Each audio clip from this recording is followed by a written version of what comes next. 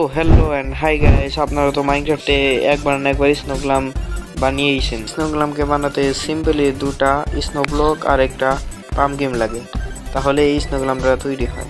বেচারা স্নোগ্লাম কিছু করতে পারে না, শুধু মবকে স্নো মারতে পারে, কিন্তু মব কোনো ড্যামেজ খায় না।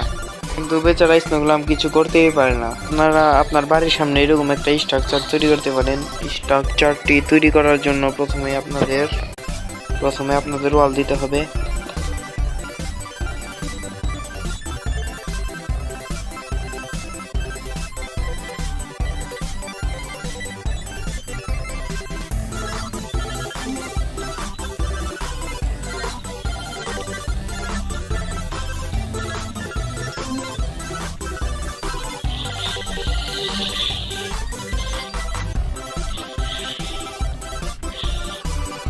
তো গাইস, এরকম নতুন নতুন ট্রিক্স অ্যান্ড টিপস পেতে চাইলে আমাদের লাইক সাবস্ক্রাইব করে পাশে থাকবেন।